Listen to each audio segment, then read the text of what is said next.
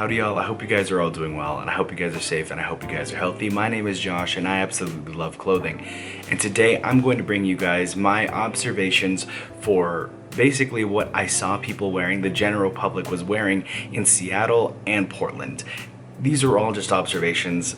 These aren't really like end-all be-all facts here, but I'm just going to show you guys what I noticed and maybe some rationale as to why these things are popular in these places. To be fair, I did a lot of touristy stuff.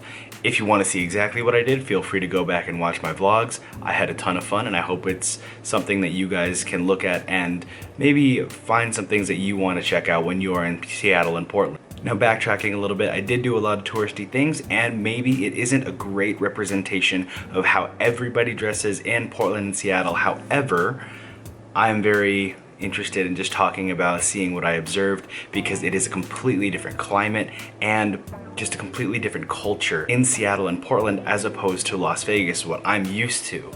So let's get right in. Now, what I really wanted to focus on in regard to how people dressed in these cities was, is there any any cultural identities, anything that they've drawn from anything else that may kind of influence the way that they dress there? And there was a couple of tidbits of that.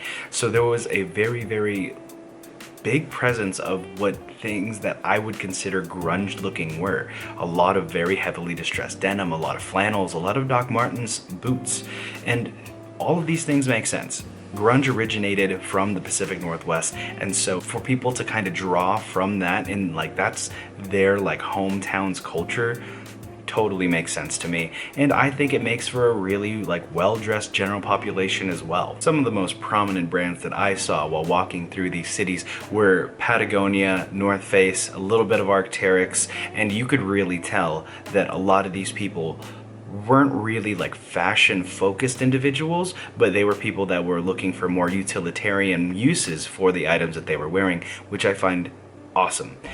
It is always great to use a piece of clothing for what it's meant for and what you want it to be for. So when I saw these items, I was like, these people aren't necessarily dressing to look like any certain style. It was just things that they kind of threw over what they were originally wearing, and because it's very rainy in the Pacific Northwest, it made a whole lot of sense for them to have these items. Another really kind of common look that I saw out in the Pacific Northwest was kind of what I consider to be the lumberjack look. So plaid shirts, sometimes flannels, dark denim, and brown boots. Really kind of, yeah, that's the best way to describe it, a lumberjack look.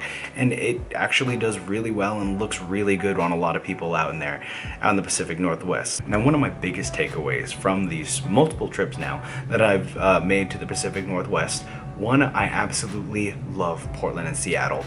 Incredible for vintage stuff.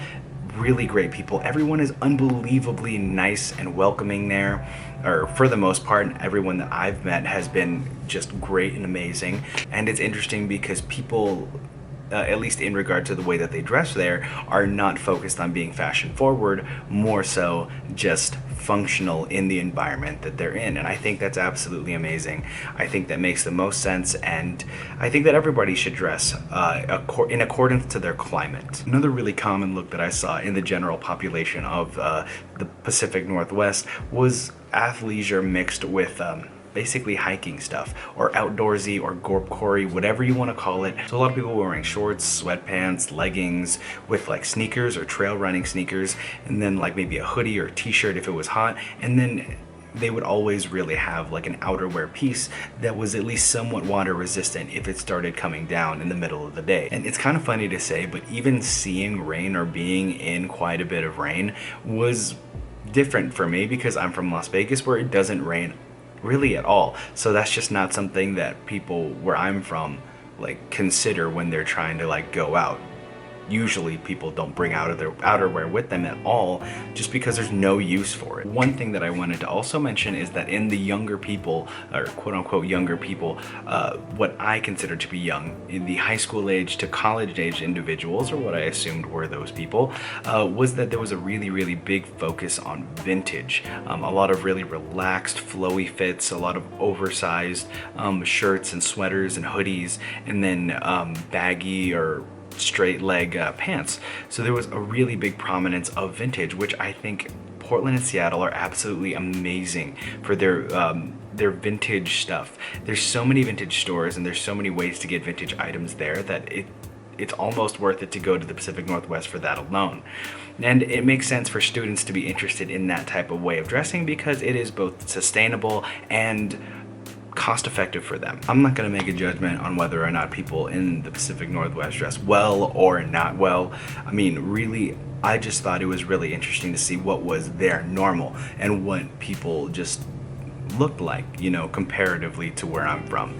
And so this isn't meant to like bash anyone. This isn't meant to be like, oh, this is exactly how everybody in the Pacific Northwest dresses. But as of summer of 2022, this is what I observed, and I'm really curious to see what you guys think. Did I get any of this right? Am I absolutely wrong? Did I only see touristy people? People from the Pacific Northwest, let me know, is any of this accurate by any stretch of the imagination? Whenever I go to a new place or travel, is this something that you guys would be interested in listening to as far as like how people dress, the general population dresses in that area? Thank you guys for watching this video. I really appreciate your time. Feel free to follow me on all my socials, which will be in the description down below. And if you guys want to see more of this type of video, feel free to let me know and I'll be happy to make it happen whenever I travel. But until next video, I'll catch you guys later.